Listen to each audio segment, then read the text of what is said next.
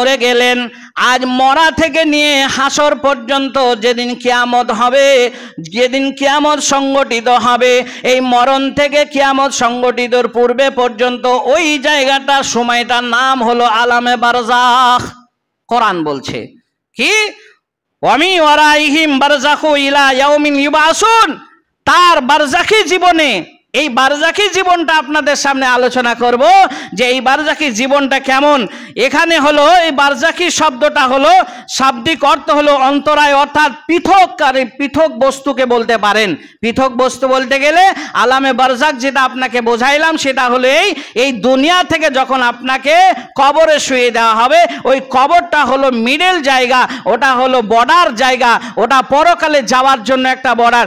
ওই বর্ডারে সবাই পাস করতে পারে না। আপনার পাসপোর্ট থাকলেই হবে না, আপনাকে ভিসা লাগবে। শুধু পাসপোর্ট ভিসা থাকলেই হবে না, তারও যে নিয়ম কানুন আছে সেগুলা যদি আপনার পুঙ্খানুপুঙ্খ যদি ঠিক না থাকে, আপনি সেখান থেকে বর্ডার থেকে পাস করতে পারবেন না। আর বর্ডার থেকে যদি পাস না করতে পারেন, আপনার বাংলাদেশে যাওয়ার অনুমতিও থাকবে না, সৌদিতে যাওয়ার অনুমতি হবে না, কুয়েত কাতারে যাওয়ার অনুমতি পাবেন না। এই কবরটা হলো সেই বর্ডার জায়গা। এটা আপনাকে ভুলে গেলে হবে না। আপনার বাড়ির পাশে হতে পারে আপনার বাবার কবর, আপনার মানে হতে পারে আচিরে পারে আপনার মায়ের কবর, আপনার হতে পারে ঘুরিশা বাস স্ট্যান্ডে বড় ভাইয়ের কবর, যে কোনো প্রান্তে যেভাবেই হোক না কেন। অনেকে বলবেন মাওলানা এই যে কবরের আযাব আপনারা আলোচনা করেন, তা কবরের আযাবটা যদি আমাকে আচিরে পারে শুয়ে দিয়ে আসবে, আমার কবর হলো, কিন্তু যাকে বাঘে খেয়েছে, যে পানিতে ডুবে মারা গিয়েছে, যে সাগরে মানে খেলা করতে গিয়ে মারা গিয়েছে, যাকে হাঙরে খেয়ে নিয়েছে, মাছে গিলে নিয়েছে, আর অন্যান্য প্রাণীতে যাদেরকে খেয়ে নিয়েছে, তাদের কোথায় খবর? শুনেলেন আগুনে পুড়িয়ে দেন, এখানে আগুনে পুড়িয়ে দেন। আর আপনাকে মানে ওই মানে খ্রিস্টান যেমন মানে তাকে মৃত্যুর লাশটাকে যেমন বর্গি পোটা করে তাকে পুঁতে রাখে, কিংবা মুসলমানরা গোসল দিয়ে তাকে দাফন করে দেয়, যেভাবেই করুক না কেন, এক কথায় এই জায়গা থেকে কেউ বাঁচতে পারবে না, সকলকে এই হিসাবটা দিতে হবে। এই কবর হলো কোন জায়গাটা? কবর শুধু আপনার বাড়ির পাশে 3.5 হাত ওইটা কবর নয়, আচিরের পারে শুধু ওইটাই কবর নয়। আলামে বারজাখ হলো আপনার মৃত্যু থেকে নিয়ে হাসর পর্যন্ত, অর্থাৎ মানে কিয়ামত সংগঠিত যতদিন না হবে এই সময়টাকে আলামে বারজাখ বলা হয়েছে। এটাই হলো কবর। আপনি যেখানেই থাকেন না কেন, মাছের পেটে আর বাঘের পেটে যেখানেই থাকুন না কেন, এইটাকে আপনাকে স্মরণ করতে হবে। তবে কবরের মানুষের সব কিছু পচে যায়, কবরে মানুষের সব কিছু পচে নষ্ট হয়ে যায়। কিন্তু আপনার জানা আছে, হাদিস শরীফে লেখা আছে, আমি বানাওয়াটি কথা বলছি না, মাথা থেকে পা পর্যন্ত গোটা বডিটায় আপনার 360টা হাড় আছে। এই 360টা হাড় সব আস্তে আস্তে আস্তে আস্তে পোকায় খেয়ে নেবে, নষ্ট হয়ে যাবে, কিন্তু আপনার বডির ভেতরে একটি পার্টস আছে, সেটা নষ্ট হয় না। যারা কবর খোনা কাজ করেন আমার কথার সাথে দেখবেন মিলে যাবে। আপনার বডির ভেতরে 360টা হাড়ের ভেতরে একটি হাড় অক্ষত অবস্থায় থাকে। হাড়টা কোথায় থাকে? এই দেখেন, আমার দিকে লক্ষ্য করুন, বুঝতে পারবেন। মেরুদণ্ডের একবারে শেষ প্রান্তে একটা কোষ থাকে, ওই হাড়টা কোনোদিন নষ্ট হয় না, ওই হাড়টা অক্ষত অবস্থায় কবরে থেকে যায়। ভাই বন্ধুরা আমার, এত অহংকার কিসের, এত তাকাব্বুর কিসের? আপনার কিসের বড়াই করেন আপনি? গোটা বডিটা আপনার খেয়ে শেষ করে দেবে, নিমেষের মধ্যে সব নষ্ট হয়ে যাবে, শুধু ওই হাড়টা ব্যতীত রেখে সব চলে যাবে। তারপরে আল্লাহ পাক রব্বুল আলামিন বলছেন, সুম্মা আমাতাহু ফাকবারা সুম্মা ইদা শাআ আনসারা। বলা হয়েছে যে আল্লাহ রাব্বুল আলামিন মৃত্যুর পরে কবরে তোমাকে রাখার জন্য অনুমতি দিয়েছে। তোমার যদি লাশ পাওয়া যায় তাহলে কবর দিতে হবে, যদি একটা হাত পাওয়া যায় তবু দিতে হবে, একটা পা পাওয়া গেলে দিতে হবে, একটা মাথা পাওয়া গেলে দিতে হবে, শুরু আতুরি ভুতুরিগুলা পাওয়া গেছে, শুধু এটাকেও দাফন করতে হবে কবরে। তারপরে কি হবে? সুম্মা ইদা শাআ আনসারা, এবং আল্লাহ পাক রব্বুল আলামিন তার ইচ্ছা অনুযায়ী তাকে আবার পুনর্জীবিত করবেন। কবে করবেন, কিভাবে করবেন, এটা আপনাকে জানতে হবে না, এটা স্বয়ং আল্লাহ কন্ট্রোল করছেন, আল্লাহ জেনে নিয়েছেন, এটা আল্লাহ আপনাকে করবে। তবে ভাই সকল, মন যেটা চায়, কিছু জিনিস আছে, কিছু বস্তু আছে, আপনার মন চাইলেও যেতে হবে, না চাইলেও যেতে হবে। সেটা হলো কি, যেমন কবর। কবরে আপনার মন চায় না, কিন্তু মরে গেলে আপনাকে কবরে দেবে না, দেবে না? আপনার বিবির সাথে যত মহাব্বত, যত ভালোবাসা থাক না কেন, ঘরের কোনায় তাকে যত্ন করে রেখে দেবে না। কেননা হযরতে আয়েশা রাদিয়াল্লাহু তাআলা আনহার ঘরে যখন কোলে মাথা দিয়ে, কাঁধে মাথা দিয়ে যখন বিশ্ব নবী আমার জনাবে মুহাম্মদুর রাসূলুল্লাহ সাল্লাল্লাহু আলাইহি ওয়াসাল্লাম ইন্তেকাল করেছিলেন, তিনি তো ইচ্ছা করলে ভালো দামি ব্র্যান্ডেড কোম্পানির চাদর দিয়ে পরিধান করে তাকে ঘরের মধ্যে রেখে দিতে পারতেন। রেখেছে? রাখেনি।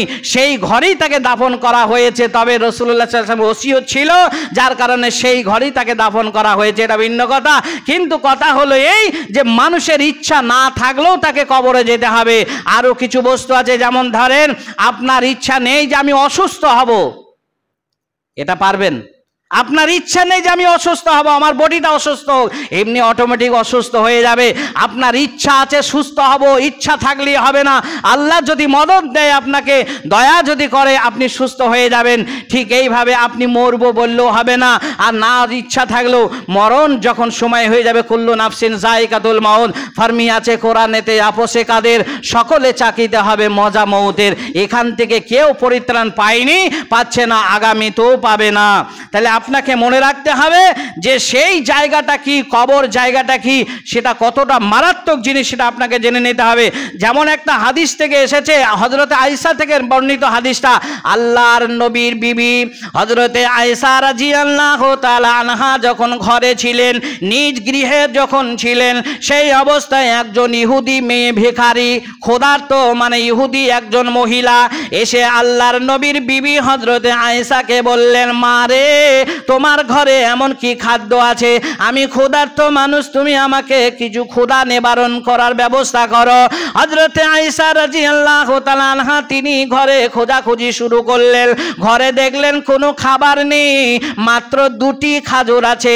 ওই দুটি খাজুর নিয়ে এসে ওই ক্ষুধার্ত ইহুদি ভিখারিকে ওই মহিলার হাতে যখন দিয়ে দিলেন, ওই মহিলার হাতে যখন হযরতে আয়েশা দিলেন, তখন ওই মহিলা তখন বলছেন, মা রে, মা বোন রে, যে কোনো একটা সম্পর্ক রেখে বলে দিলেন যে তোমাকে যেন কবরের আযাব থেকে যেন পরিত্রাণ দেয়। কে বললেন? একজন ইহুদি মহিলা হযরতে আয়েশা সিদ্দিকাকে যখন বললেন, হযরতে আয়েশা তখন চমকি উঠলেন, পায়ের তলা থেকে যেন মাটিটা সরে গেল, গোটা বডিটা যেন কম্পন হয়ে গেল। আল্লাহর নবীর বিবি চিন্তা করলেন, তাহলে ওই ইহুদি মহিলা বলছে মানে কি, ইহুদি মহিলার মুখ থেকে বার হয়েছে মানে কি, তাহলে কি কবরের আযাব সত্য সত্যই হবে নাকি? আল্লাহর নবী যখন ঘরে ফিরলেন, আল্লাহর নবী জনাবে মুহাম্মদুর রাসূলুল্লাহ সাল্লাল্লাহু আলাইহি ওয়াসাল্লামকে প্রশ্ন করলেন, ইয়া রাসূলুল্লাহ, ইয়া হাবিবাল্লাহ, আমি কি আপনার কাছ থেকে একটা প্রশ্ন জানতে চাই? বলল, কি বলো? আমার কাছে একজন ইহুদি মহিলা এসেছিল, ঘরে এমন কিছু খাদ্য ছিল না, দুটি খাজুরের বিনিময়ে সে একটা কথা বলে গেছে। বলল, কি কথা? বলল, আয়েশা রে, তুমি দুটি খাজুর দিলে আমার ক্ষুধা নিবারণ করার জন্য, তুমি যে ব্যবস্থাপনা করলে, আল্লাহ যেন তোমাকে কবরের আযাব থেকে যেন পরিত্রাণ দেয়। আল্লাহর নবী তখন বললেন যে কবরু আযাবুন হাক্কুন, কবরু আযাবুন হাক্কুন। আয়েশা রে, শুনে নাও, জেনে নাও, বুঝে নাও, ওই ইহুদি হতে পারে সে অসত্য কিছু বলেনি, তবে কথাটা সত্য বলেছে। কবরের আযাব হলো হাক্কুন, সত্য। কবরের আযাব এটা সত্য কথা বলেছে, তুমি এটা মেনে নাও। আয়েশা রাদিয়াল্লাহু তাআলা আনহা বললেন, আল্লাহর নবী যখন বাড়িতে নামাজ পড়তেন, আবার মশলাটা শুনে কাল থেকে বাড়িতে নামাজ পড়েন না, আল্লাহর নবী বাড়িতে পড়তেন, সুন্নত নফলগুলো পড়তেন, তাহাজ্জুদগুলো পড়তেন, ফরজ নামাজ পড়তেন না। আল্লাহর নবী যখন বাড়িতে নামাজ পড়তেন, হযরতে আয়েশা বলছেন, আমি আয়েশা ভালো করে লক্ষ্য করতাম, আল্লাহর নবী শেষ বৈঠকে তিনি বারবার ওই কবরের আযাব থেকে বাঁচতে চাতেন। এমনকি 4টে ফিতনা থেকে তিনি বাঁচার জন্য বলতেন। কথাটা কি? আরবিতে শুনলেন, যারা নামাজি আছেন তারা বুঝতে পারবেন, যারা বেনামাজি হয়তো বুঝতে দেরি হবে আপনার। আল্লাহুম্মা ইন্নী আউযু বিকা মিন আযাবে জাহান্নাম, আউযু বিকা মিন আযাবিল কবরে, আউযু বিকা মিন ফিতনাতিল মাসিহিদ দাজ্জাল, আউযু বিকা মিন ফিতনাতিল মাহিয়া ও ফিতনাতিল মামাত। এই 4টে ফিতনা থেকে আল্লাহর নবী বলছেন, আল্লাহুম্মা ইন্নী আউযু বিকা মিন আযাবি জাহান্নাম, জাহান্নামের আযাব থেকে নবী আমার বাঁচার কথা বলতেন। আউযু বিকা মিন আযাবিল কবরে, কবরের আযাব থেকে বাঁচার কথা বলতেন। আউযু বিকা মিন ফিতনাতিল মাসিহিদ দাজ্জাল, ওই কানা দাজ্জালের ফিতনা থেকে বাঁচার কথা বলতেন। ওয়া ফিতনাতিল মাহিয়া ওয়া ফিতনাতিল মামাত, আর হায়াত মৃত্যুর কাছে যে ফিতনা আছে ওই ফিতনা থেকে তিনি বাঁচার কথা বলতেন। পড়েন না আপনারা নামাজি মানুষ? এই দোয়াটা অবশ্যই পড়বেন, ফরজ হোক নফল হোক, যে কোনো নামাজের শেষ বৈঠকে আপনারা কেউ পড়তে ভুলবেন না, এটা আপনারা অবশ্যই পড়বেন। বুখারী শরীফের ভেতরে কোনো একদিন আল্লাহর নবী জনাবে মুহাম্মদুর রাসূলুল্লাহ সাল্লাল্লাহু আলাইহি ওয়াসাল্লাম কবর গোরস্থান দিয়ে চলে যাচ্ছেন। যেতে যেতে যেতে হঠাৎ করে 2টি কবর দেখে থমকে দাঁড়িয়ে গেলেন। 2টি কবর দেখে থমকে দাঁড়িয়ে গেলেন। কেন গো? ওই কবরটা এমন কি চলছিল, আল্লাহর নবী একজনকে আদেশ করলেন, একটা খাজুরের কাঁচা ডাল নিয়ে এসো। ওই কাঁচা ডালটা নিয়ে আসার পরে ওই খাজুরের ডালটা মিডল দিয়ে ছিঁড়ে একটা ডান হাত দিয়ে আর একটা একটা কবরে এক অংশ দিলেন, আর একটা কবরে এক অংশ দিলেন। তারপরে চলে গেলেন। সাহাবারা জানতে চাইলেন, আল্লাহর নবী বললেন, ওই কবরবাসীরাকে তোমরা কি জানো? একজন 2জন এমন আযাবের ভেতরে গ্রেফতার হয়ে গেছে। আল্লাহর নবী খবর নিয়ে দেখলেন, একজন কবরবাসী, তার এমন কিছু ভুল ছিল না। সে জীবনে সুদ খায়নি, জীবনে গাঁজা খায়নি, জীবনে পরনিন্দা করেনি, পরচর্চা করেনি, জীবনে মানুষ মার্ডার করেনি, মানুষ হত্যা করেনি। তাহলে এমন কি পাপ করেছিল যে কবর তাকে ছাড়ল না? আল্লাহর নবী বলছে, ওই ব্যক্তি যখন প্রস্রাব ফিরত, প্রস্রাবের হেফাজত করতো না, প্রস্রাবে ছেটা তার গায়ে পড়তো, এটা হেফাজত করতো না, অত গুরুত্ব দিত না।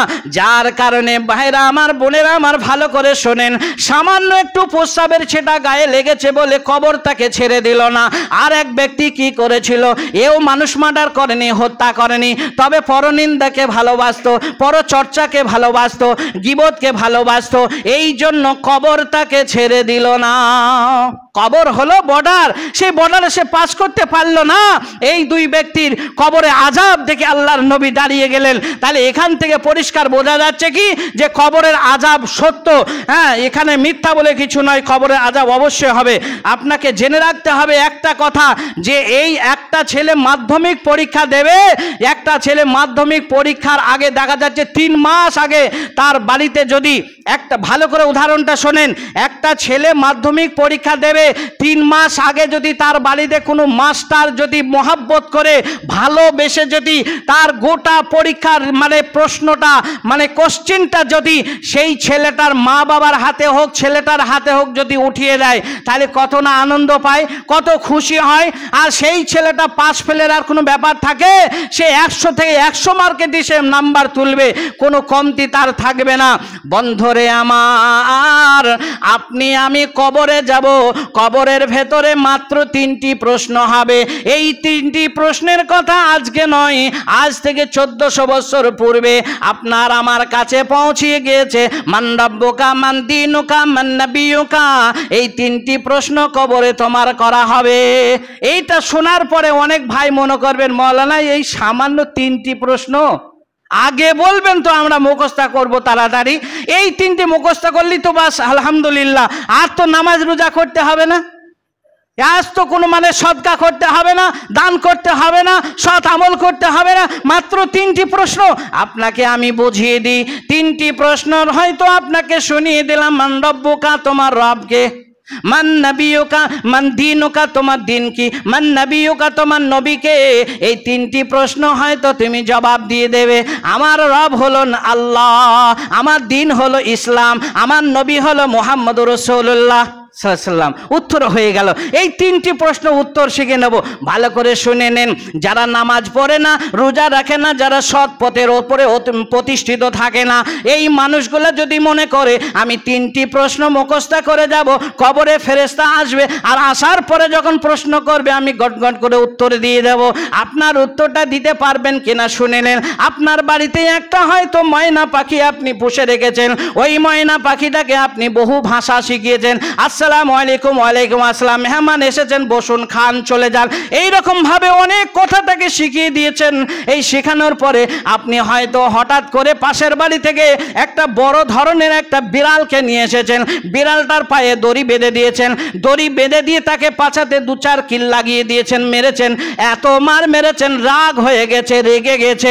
ওই রাগী বিড়ালটাকে নিয়ে এসে ওই ময়না পাখির সামনে যদি আপনি এইভাবে নিয়ে এসে একবার ছেড়ে দেন, তাহলে ময়না পাখির অভ্যাস ছিল বাড়িতে কোনো মেহমান আসলে বসতো, আসসালামু আলাইকুম, আসুন, বসুন, খান, এই কথাগুলো বলা তো দূরের কথা, ওই রাগী বিড়ালটার মুখাকৃতি দেখে, তার রূপ চেহারাটা দেখে ওই ময়না পাখি তার শেখানো বলি সব ভুলে যাবে।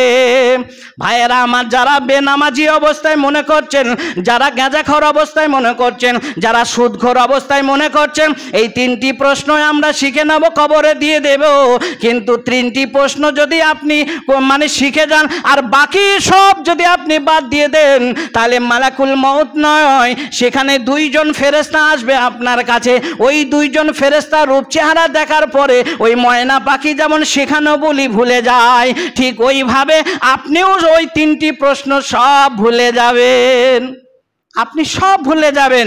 বন্ধুরে আমার, ওই ছেলেটাকে মাধ্যমিক হয়তো 3 মাস আগে আপনাকে প্রশ্ন দেওয়া হয়েছে, ওই প্রশ্ন দেওয়ার পরে সে যদি মানে ফলো করে 100 মার্কের মানে করবে, সবে শুনেলেন, জেনে নেন, বুঝেলেন। ওই ছেলেটাকে হয়তো আপনি মাধ্যমিক পরীক্ষায় এবার দিয়েছেন, প্রশ্ন ভালো বুঝতে পারেনি, হয়তো ফেল হয়ে গেছে, 30 থেকে 27 নম্বর করে পেয়েছে, সব ফেলোয়ার হয়ে গেছে, পাস করতে পারেনি। কিন্তু জেনে নেন ওই ছেলেটার পেছনে যদি পিতা মাতা, তার গার্জেন ভূমিকায় যারা আছে, তারা যদি চেষ্টা করে, তারা যদি মেহনত করে, এই 25 সালে হয়তো পাস করতে পারলো না, আবার 26 সালে তার চান্স পাবে, যদি 26-এ না পারে 27-এ পাবে, 27-এ না পারলে 28-এ ছেলেটা আবার চান্স পাবে। কিন্তু শুনে নেন, জেনে নিন, ওই কবরের প্রশ্ন আপনাকে আগে জানিয়ে দেওয়া হয়েছে, তা সত্ত্বেও আপনি জেনে নিলেন না। কিন্তু কবরের প্রশ্নটা এমন একটা প্রশ্ন, এমন একটা পরীক্ষাগার, এমন একটা মানে হল, সেখানে যদি আপনি একবার যদি পাস করতে পারেন, মান রব্বুকা, তোমার রবকে যদি আপনি ঠান্ডা মস্তিষ্কে যদি বলতে পারেন আমার রব হলেন আল্লাহ, তার মানে রবের ওপরে যদি আপনি প্রতিষ্ঠিত থাকেন, হায়াতের মালিক, মৌতের মালিক, সুখের মালিক, দুঃখের মালিক, রিজিকের মালিক, ওয়ালা রব্বিহিম ইয়াতাওয়াক্কালুন, যদি আল্লাহর ওপরে পূর্ণ ভরসা রাখতে পারেন, তাহলে আপনি বলতে পারবেন আমার রব হলো আল্লাহ। মান দিনুকা, তোমার দিন কি? যদি দিনের ওপরে আপনি প্রতিষ্ঠিত থাকেন, মানে দেখা যাচ্ছে 2টো ছেলে তারা হয়তো মানে অবৈধ সম্পর্ক রেখে বিয়ে করে ফেলেছে, 1 বছর পরে মাকে হয়তো ফোন দিয়েছে, আজকে শুক্রবার দিন, ওই মেয়েটা লক্ষ্য করেছে আমার বাবা তো জুম্মার নামাজ পড়তে যাবে, তাহলে এই সুযোগে আমি মায়ের সাথে একটু সম্পর্ক করে নিই। মা মেয়ের এবার সম্পর্ক শুরু হয়ে গেল। মেয়ে মাকে বলছে, মা তুমি, আমি হাসিনা বলছি, বিটিরে এতদিন কোথায় ছিলি? 1 বছর থেকে তোর বাবা চিরুনি তল্লাশ করে খুঁজেছে, ভারতের মাটিতে খুঁজে পায়নি, এমনকি মানে পাশের দেশে সেখানেও খুঁজে তোকে পাওয়া যায়নি। বলল, মা আমি বেশি দূরে নেই, আমি আছি সামান্য পাকুড় স্টেশনের পেছনে একটা তাম্বু খাটিয়ে আছি। বললে, এত কষ্ট করে তুই আছিস? তুই আমার একটি মাত্র মেয়ে, আর আমার অট্টালিকা সব কাঁদছে, আর তুই ওখানে তাম্বু খাটিয়ে আছিস? মানে ঠিক আছে, তুই গোপনে আস্তে আস্তে ধীরে স্থিরে তুই আসার চেষ্টা কর, আমি তোর বাপকে রাজি করে নিচ্ছি। এখন বাপ জুম্মার নামাজ পড়ে চলে গেল, আপনাকে দিন শেখাচ্ছি। বাপ জুম্মার নামাজ পড়ে বাড়ি চলে গেল, নাস্তা পানি খাবারের ব্যবস্থা করে দিল, ঠান্ডা মস্তিষ্কে মাথায় তখন হাত চিরুনির মতন দিয়ে শুরু করছে, ওগো হাসিনার আব্বা, মেয়েটার লেগে তোমার কি মনে পড়ে না? মেয়েটার সন্ধান আমি পেয়েছি, তুমি কি অনুমতি দেবে? বাবা তখন কেঁদে উঠবে ডুগড়িয়ে, আরে একটি মাত্র আমার কন্যা, আমি যাকে এত ভালোবাসতাম, এত মহাব্বত করতাম, কোথায় বল তাড়াতাড়ি। বললো পাকুড় স্টেশনের পেছনে একটা কালো তাম্বু খাটিয়ে আছে, সেখানে তুমি একবার নিয়ে এসো। ওই ছেলে আর মেয়েকে নিয়ে আসার পরে এইবার হাজী সাহেব, মৌলানা সাহেব বলছে এটা আমার মেয়ে, ওটা আমার জামাই, এটা আমার জামাই, ওটা আমার মেয়ে। আবার ওখানে গিয়ে বলছে এটা আমার মানে ছেলে, ওটা আমার বৌমা, ওটা আমার বৌমা, এটা আমার ছেলে। দুই পক্ষে জানাজানি তখন বোঝাবুঝি হয়ে গেল, মেনে নিল। এইবার তারা সংসার জীবনে পাড়ি দিল।